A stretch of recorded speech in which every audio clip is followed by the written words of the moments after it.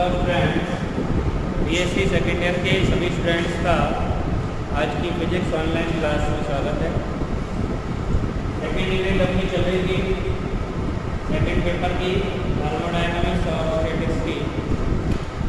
आज अपन पढ़ेंगे नया टॉपिक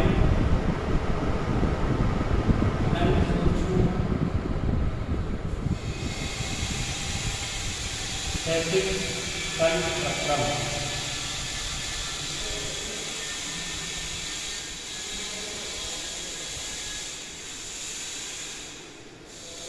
अनंत सूक्ष्म स्थैतिक कल्प प्रक्रम क्या होता है? देखो, अनंत सूक्ष्म का मतलब बहुत ज्यादा छोटा। सूक्ष्म माने छोटा तो होता ही है, अनंत सूक्ष्म मतलब अति सूक्ष्म, बहुत ज्यादा। तो जब दो निकाय अन्योन्य क्रिया करते हैं, अन्योन्य क्रिया कौन सी? व्यापक अन्योन्य क्रिया, क्योंकि सेकेंड यूनिट का नाम ही अपना ये है, व्यापक अन्योन्य क्रियाएं, जिसमें ऊष्मा ऊर्जा के अलावा कार्य के रूप में यांत्रिक ऊर्जा का भी विनिमय होता है। तो जब दो निकाय अन्योन्य क्रियाएं करते हैं, साम्यावस्था की ओर अग्रसित होते हैं, तो एक साम्यावस्था से दूसरी साम्यावस्था को प्राप्त करते हैं। अब दोनों साम्यावस्थाओं में अगर डिफरेंस बहुत रेयर कम हो, एकदम अति सूक्ष्म डिफरेंस हो, यानी ज़्यादा परिवर्तन नहीं आए, पहली साम्यावस्था और दूसरी साम्यावस्था में बहुत छोटा सा डिफरेंस हो, बहुत छोटा सा परिवर्तन हो, तो उसको अपन बोलेंगे अनंत सूक्ष्म स्थैतिक कल्प प्रक्रम। समझ गए? तो दो निकायों के मध्य व्यापक अन्योन्य क्रिया में जब कोई निकाय एक साम्यावस्था से अनंत सूक्ष्मतः भिन्न दूसरी साम्यावस्था को प्राप्त करता है, अनंत सूक्ष्मतः भिन्न मतलब भिन्न है लेकिन बहुत कम भिन्न है, ज्यादा परिवर्तन नहीं आया, तो वो प्रक्रम क्या कहलाएगा? अनंत सूक्ष्म स्थैतिक कल्प प्रक्रम। यहाँ लिख सकते हैं, जब दो निकायों के मध्य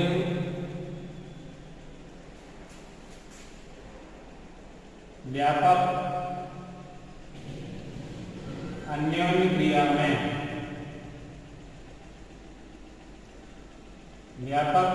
क्रिया में कोई एक निकाय या कोई निकाय एक साम्यावस्था से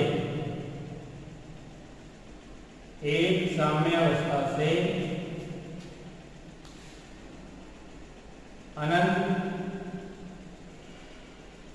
सूक्ष्मतः भिन्न,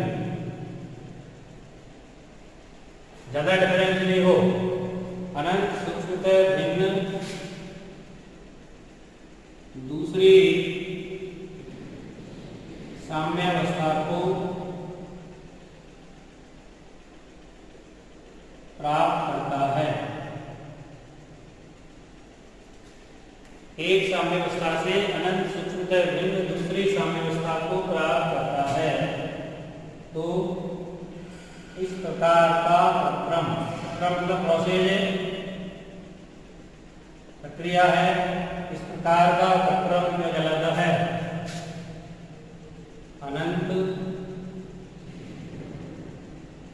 सूक्ष्मतः भिन्न कल्प प्रक्रम कहलाता है। अनंत स्थैतिक कह सकते हैं, अनंत सूक्ष्म स्थैतिक कल्प प्रक्रम कहलाता है। अब जैसा कि मैं पहले भी बता चुका हूं तुमको कि व्यापक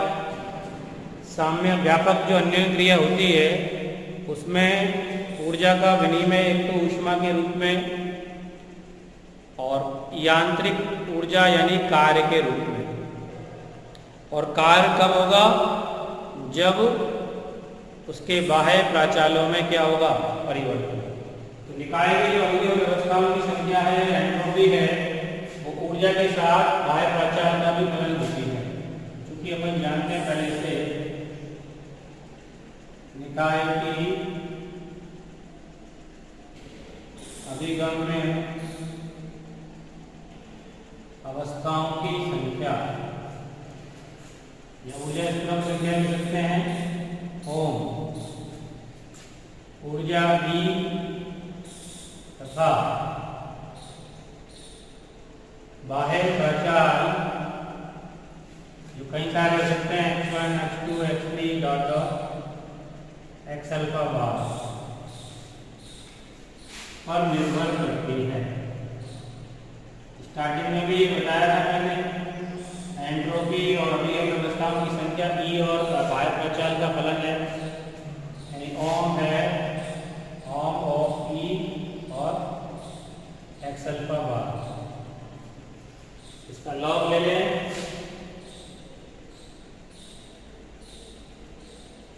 तो लॉग ओम बराबर लॉग ओम ई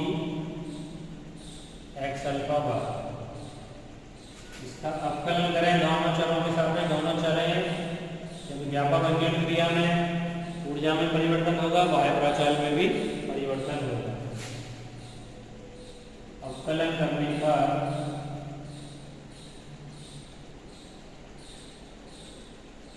डी लॉग ओम बराबर, पहले ई के सापेक्ष करेंगे आंशिक अवकलन, del upon del E log ohm into D, ohm में ही दोनों साथ में ही plus del upon del x alpha bar log ohm D x alpha bar. अब इसको समीकरण नंबर 2 लिख दिया। अब ये जो मान है अपन जानते हैं पहले से क्या होगा बी का, क्योंकि del upon del E log क्या होता है बी का। इसको भी अगर बाहर मान लिया जाए तो मान ले सकते हैं। तो del upon del E log on होता है बीटा। अब बचा ये del upon del x alpha, तो ये पहले ही बताया था आयतन के रूप में लिया था, तब पहले ही बताया था जब आयतन के रूप में लिया था बीटा पी बार के रूप में आया था। जैसे यहाँ पे बीटा और एक्स अल्फा बार माइनस में आएगा। अब ये दोनों मान यहाँ रखेंगे समीकरण 2 में। अब क्योंकि एक्स अल्फा के मान बहुत सारे x1, x2, x3, तो ये मान जो आएगा वो समीकरण के रूप में आएगा। तो समीकरण 2 से क्या लिखेंगे डी लॉग ओम बराबर, ये तो बीटा हो गया डी बार प्लस, इसको समीकरण के रूप में लिख दो, एक्स अल्फा के बहुत सारे मान हैं, माइनस बीटा एक्स अल्फा बार डी एक्स अल्फा बार। एक्स अल्फा के मान 1, 2, 3 dot dot x1, x2, x3 ना बहुत सारे थे। तो बीटा तो कॉमन है क्या दोनों में से, D bar minus of summation x alpha bar D x alpha bar. अब एक्स अल्फा बार की जगह जो मैं यहाँ पे लिखा था मैंने पहले भी जगह लिखा था बीटा पी बार, यानी दाब की जगह ये है एक्स अल्फा बार। तो ये दाब और ये आयतन पी डी वी क्या होता है summation of P D V. कार्य होता है ना ये डी डब्ल्यू, ये कार्य हो गया करेगा, इसको डी डब्ल्यू लिख सकते हैं। तो बीटा डी बार माइनस डी डब्ल्यू, ये किसके बराबर चल रहा है डी लॉग ओम के बराबर। अभी इसको समीकरण नंबर लिख दिया हमने 3 लिख दिया, 4 लिख दो, 3 इन दोनों को लिख दो। अब ये डी बार माइनस डी डब्ल्यू क्या चीज है, डी डब्ल्यू लिख दो या डेल्टा डब्ल्यू लिख दो, एक ही बात है। ऊष्मागतिकी का प्रथम नियम हमने पढ़ा है,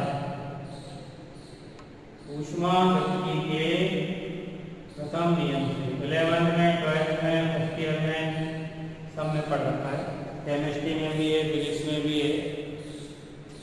तो डेल्टा क्यू बराबर होता है ऊष्मा आंतरिक ऊर्जा परिवर्तन प्लस डेल्टा डब्ल्यू। या निकाय पर कार्य किया जाए तो इसको माइनस डेल्टा डब्ल्यू में लिख सकते हैं।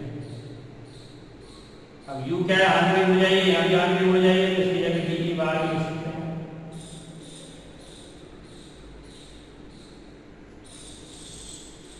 तो यहाँ पे ये मान जो है डी बार माइनस डेल्टा डब्ल्यू वो किसके बराबर हो गया, डेल्टा क्यू के बराबर। समीकरण 4 को क्या लिखेंगे अपन,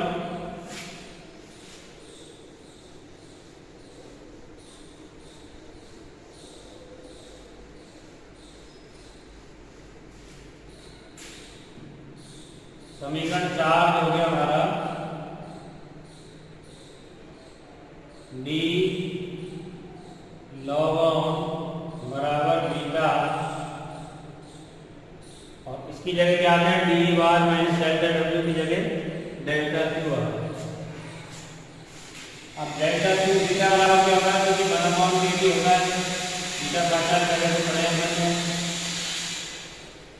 तो डी लॉग बराबर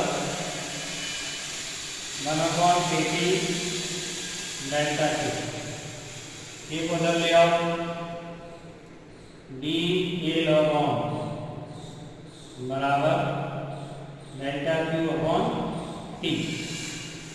एक्चुअली के लॉग क्या होता है, एंट्रोपी होती है कि नहीं, पहले पढ़ चुके हैं अपन, के लॉग बराबर एस एंट्रोपी, इसकी जगह एस लिख दिया तो डी एस बराबर हो गया डेल्टा क्यू अपॉन टी। ये ऊष्मागति के द्वितीय नियम का प्रदर्शन है। सेकंड नियम जो आता है उसको ये रिप्रेजेंट करता है, या इसको ऐसे भी लिख सकते हैं, डी एस बराबर डी क्यू अपॉन टी। अल्प मान है डेल्टा क्यू का, limit delta Q tends to 0, तो डी एस बराबर लिख सकते हैं डी क्यू अपॉन टी। अब इससे कुछ स्पष्टीकरण होता है। नंबर 1, यदि अब डी क्यू किसकी जगह लिखा है तुमने, तो यहाँ भी लिख सकते हैं डी क्यू किसकी जगह लिखा है, डी की bar minus delta W upon T. Delta Q और डी क्यू लिखा उसका गति के पहले नियम से, तो इससे क्या स्थिति स्पष्ट हो सकती है, यदि डी क्यू या डेल्टा क्यू बराबर 0, डेल्टा क्यू या डी क्यू बराबर 0, यानी कि रुद्धोष्म प्रक्रम हो, कौन सा प्रक्रम हो, रुद्धोष्म प्रक्रम हो, डी क्यू 0, तो डी क्यू बराबर डी बार माइनस डेल्टा डब्ल्यू है, यानी कि डी बार माइनस डेल्टा डब्ल्यू बराबर 0, यानी डी बराबर डेल्टा डब्ल्यू।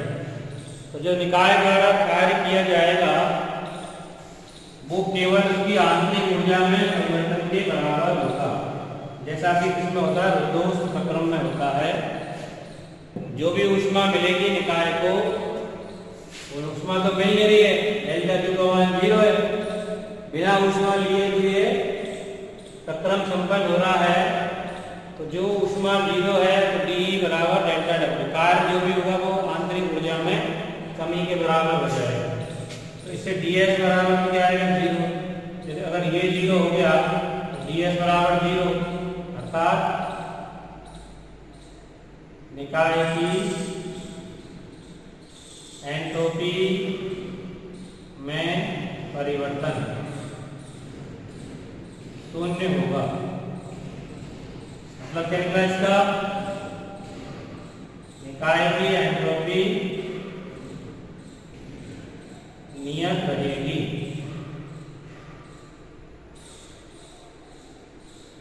निकाय की एंट्रोपी क्या रहेगी, नियत रहेगी, अगर ये स्थिति है।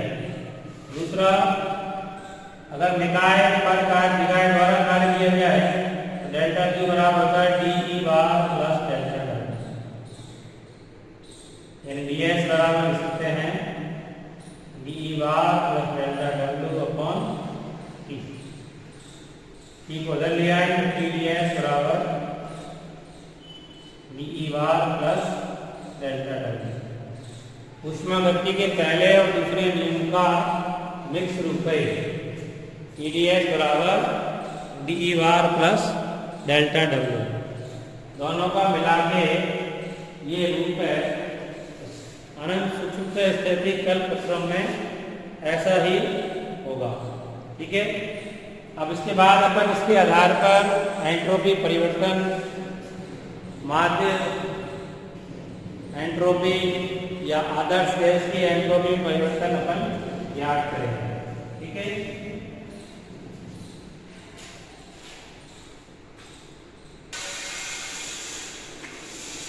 अब इसके बाद अपन ज्ञात करेंगे आदर्श गैस की एंट्रोपी। पहले तो एंट्रोपी परिवर्तन किसी निकाय का देखिए कंप्लीट कितना होता है।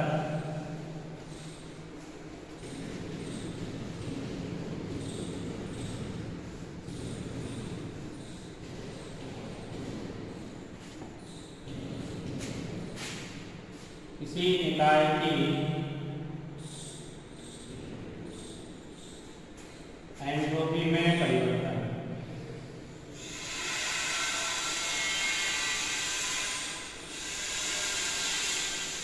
जैसे मान लेते हैं माना कोई लिखा है, माना कोई निकाय एक साम्यावस्था ए से, एक साम्यावस्था ए से। अब इसके बाद बहुत सारे साम्यावस्था में परिवर्तन होते हैं। ए से प्रारंभ होकर अनेक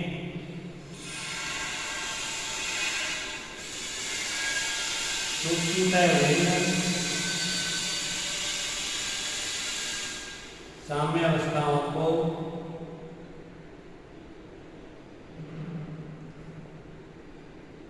प्राप्त करते हुए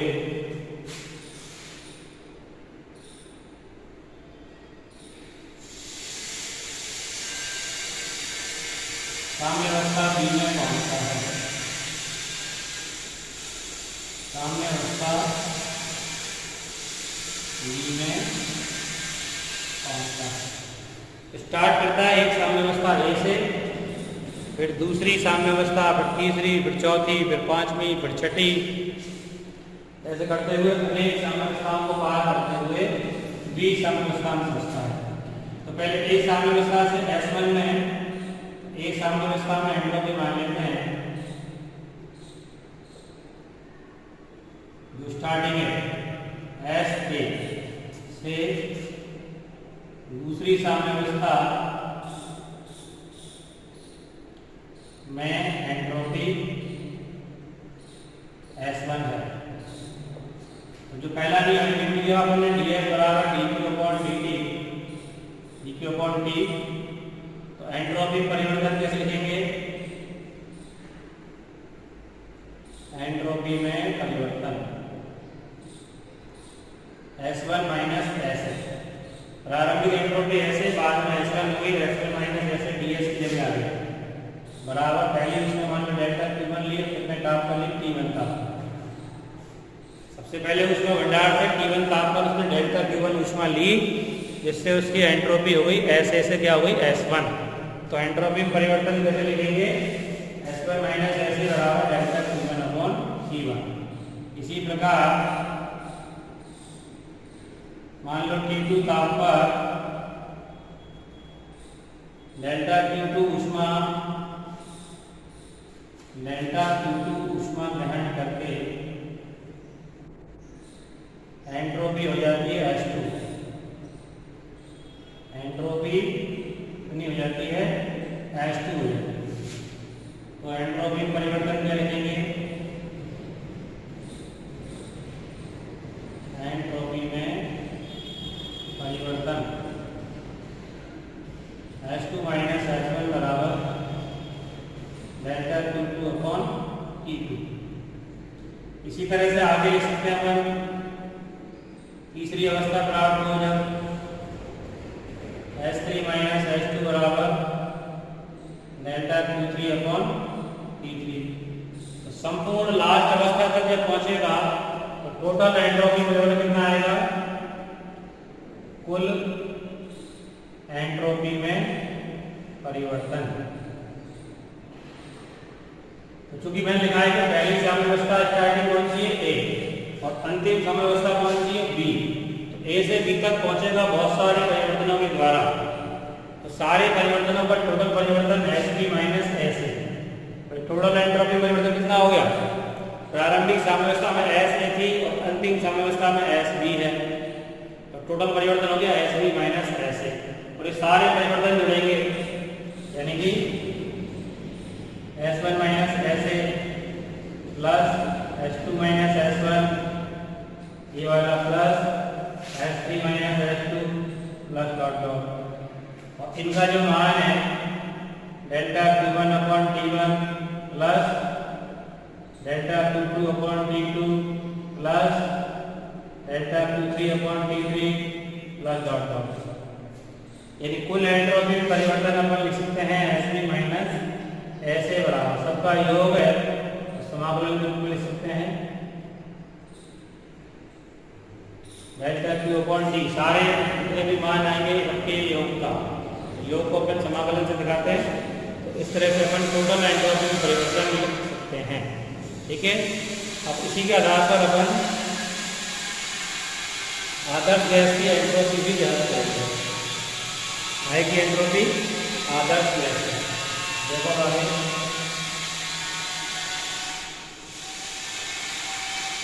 आदर्श गैस की एंट्रोपी में परिवर्तन।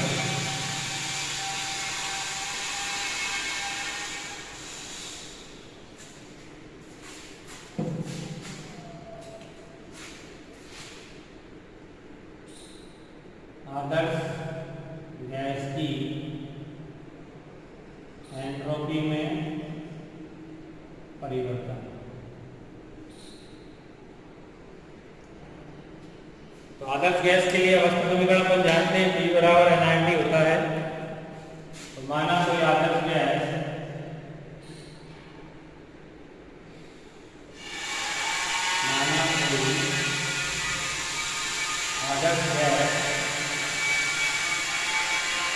माध्यदार पूरा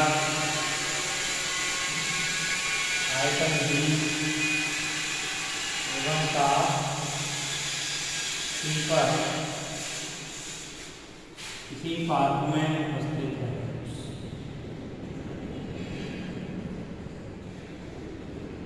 जिसके n मोल अणु उपस्थित है। तो n मोल के लिए अवस्था समीकरण क्या लिखते हैं? ये तो बहुत पहले से पढ़ते आ रहे हैं अपन 11 में फर्स्ट ईयर सेकेंड ईयर सब में। आदर्श गैस अवस्था समीकरण से क्या होगा? आदर्श गैस समीकरण E बार B बराबर NRT, या यहाँ से P बार अपॉन T बराबर लिख सकते हैं NR अपॉन V। तो समीकरण नहीं लिख दिया। ठीक है, अब जो एंट्रोपी करने के लिए निकालना है, अभी नियम हमने निकाला, एंट्रोपी परिवर्तन dS बराबर होता है dQ अपॉन T, या dS बराबर dQ के लिए क्या लिखते हैं dE bar plus delta W upon T। यह कार्य को कह सकते हैं अपन माध्यदार का P बार dV अपॉन T।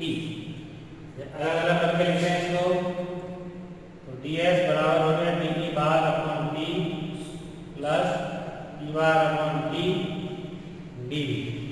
ठीक है, अब P बार अपॉन T की जगह यहाँ से NR अपॉन V लिख दो, dE bar upon T plus NR upon V dV। P bar upon T की जगह NR अपॉन V लिख दिया, इसको भी समीकरण 2 लिखते हैं। अब माना प्रारंभिक साम्यावस्था में जहाँ से स्टार्ट हुआ परिवर्तन, प्रारंभिक साम्यावस्था में दाब ताप आयतन एंट्रोपी में लिख देते हैं। दाब है P0, आयतन B0, ताप T0, एंट्रोपी S0। अंतिम साम्यावस्था जो आएगी परिवर्तन के बाद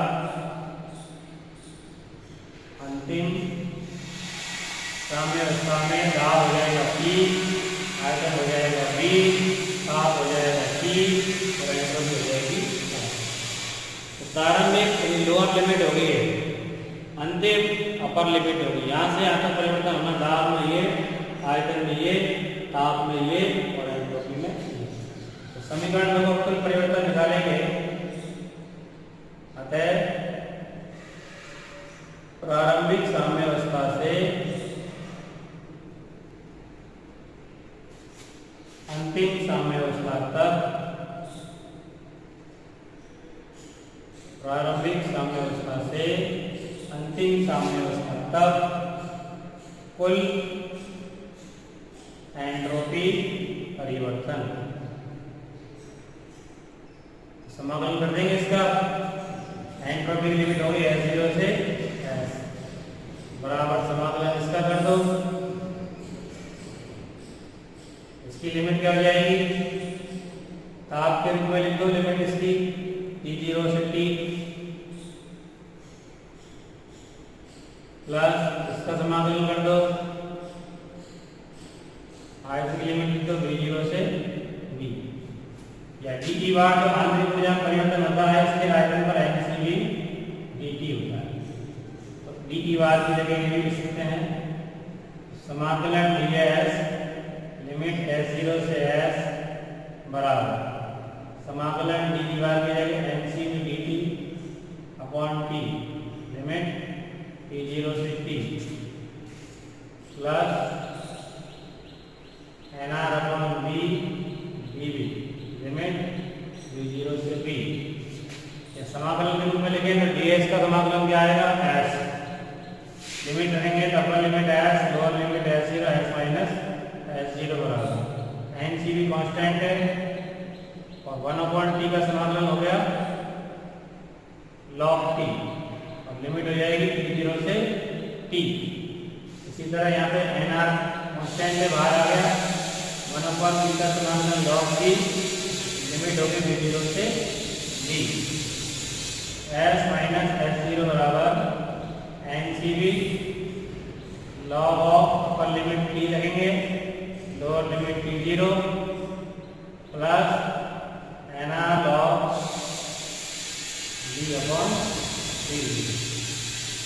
तो आदर्श गैस की एंट्रोपी परिवर्तन इस रूप से अपन ज्ञात कर सकते हैं।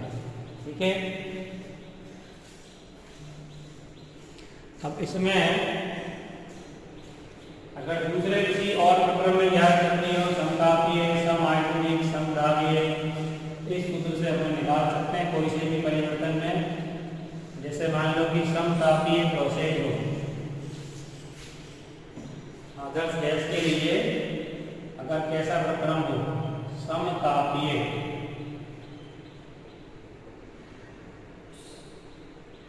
तो समतापीय प्रक्रम में क्या होता है?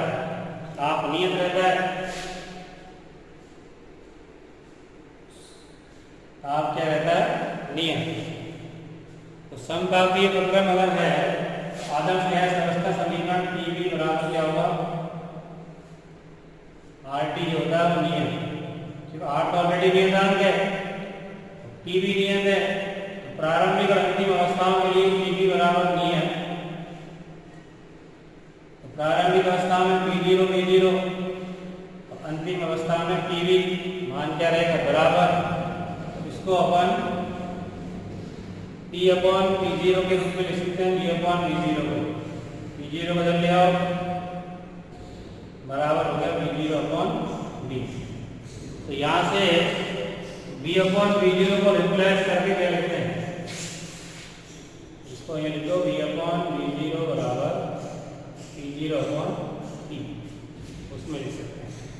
तो S माइनस S0 बराबर क्या हो गया? NCV log T upon T0 positive रहेगा प्लस NR log और V अपॉन V0 की जगह हो गया P0 अपॉन T। या इसको उल्टा करना चाहें तो माइनस लगा दें यहाँ पे, NCV log T upon T0 minus NR log P upon समतापीय प्रक्रम में ये एंट्रोपी परिवर्तन का सूत्र हो सकता है। दूसरा, अगर समायतनिक हो, समायतनिक प्रक्रम में, तो समायतनिक में आयतन V नियत होता है।